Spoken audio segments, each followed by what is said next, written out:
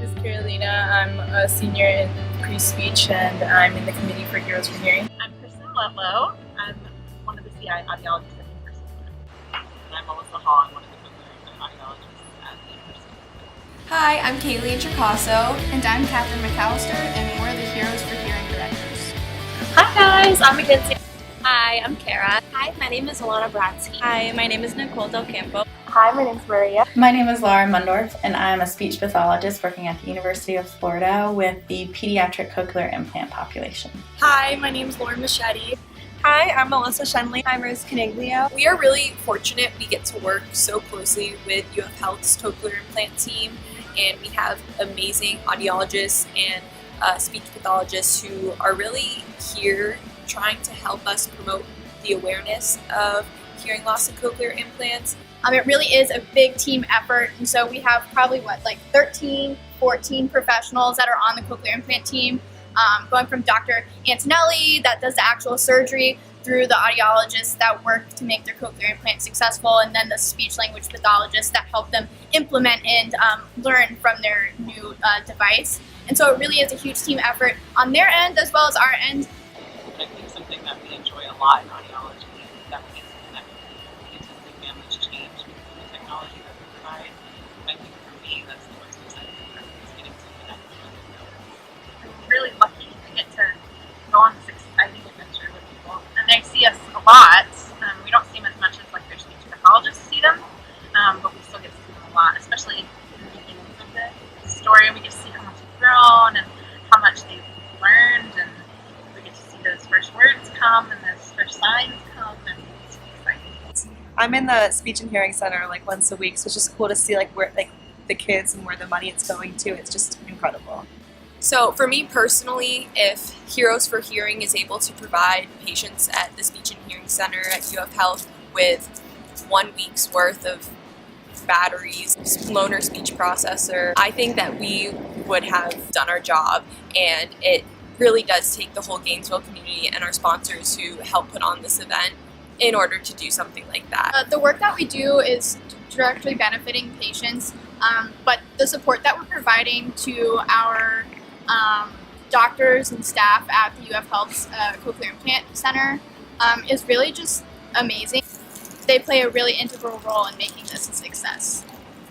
It's easier to learn the language whenever you can hear it early on, when your brain's kind of still developing. Describe kids' brains as sponges. They soak up all the information, and so it's crucial for them to get that early on, so that way they have that ability to learn the language and pick up on the language at a young age. That way it's easier for them in school and communicating with family and their friends at a young age, so they have that ability to hear. There aren't any tools of the trade. The ling sounds, they're learning to listen sounds, those are sounds, but it's not necessarily, you can't order a bucket. There's not a bucket to fix it. There's, strategies and interventions and different things like that we use, but there's not a staple. You'll see certain things that we all have, but that's just because they're great and perfect for eliciting certain sounds or teaching certain sounds. People measure success very differently. So we have people that think success is being able to tell night from day for a multi-handicapped child. And a cochlear implant allows them that access to sound to help them establish a routine. And then we have other people that measure success as being able to understand all words that are spoken. Here's what success is, because someone's goal could be to hear their child's voice, to hear their child laugh, and that's their success. I think it's amazing seeing the patients with the cochlear implants at the run too. It's awesome to see their progress. And I look forward to working with patients with cochlear implants. I volunteer with kids that have hearing loss, and I really do think that this cause does affect them so much and does make such a positive impact on the community and on ourselves, that we can go out into our adult lives and then continue to make an impact. My favorite part would be at the end when all the fairy tale princesses and the heroes come along to take pictures with little kids, and they're just jumping around in just pure happiness. The atmosphere that's created and trying to create a more inclusive environment, and also giving better tools to people in the deaf community. This event is extremely special because it promotes so much awareness of this cause. These kids really do need these implants, and hearing, imagine you being able to walk across the street and not hear the birds chirp, or you walk across the street and a car is about to, you can't hear the horn honk, and if you had a cochlear implant, you totally could. Okay, so cochlear implants are really important because hearing is so crucial to people being involved in socialization. And in school, it's hard to learn, it's hard to talk to people, it's hard to make friends if you can't hear what's going on around you. So when I found Heroes for Hearing, it really made a big difference in my college experience because I got to do directly what I love to do, like working with deaf people. The whole process, the evaluations, actually getting the device and follow up, all of that, it's a large process and it can take quite a bit of money. And anything that we can do, you know, to put towards something like this to make an impact in somebody's life. Help relieve financial burdens for some of the families.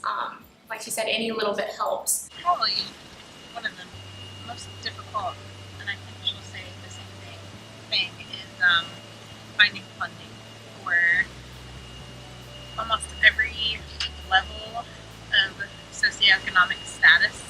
Is even people in the middle. It's hard to afford hearing technology. It's really expensive, and kids can't go without. It's not an option.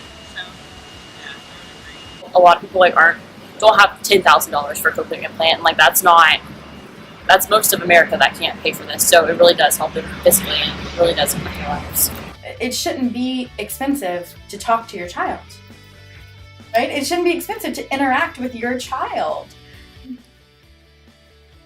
I love what I do. I come to work every day and I'm excited to be here. I love working with the families. I love working with the kids. I love getting high fives and hugs and tickling and hearing first words and tolerating the tantrums because I know the exciting things that are going to happen afterwards. I take that to heart.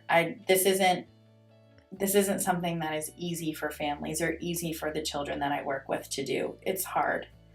And to be a part of that process, to support a family, to be able to communicate with each other it's pretty super cool. And so I love doing my job. We love Heroes because Service, Community. laughter, Friendship. Education. Hearing. Intervention. Awareness. Support. Implants. Happiness. Inclusivity. Help. Learning.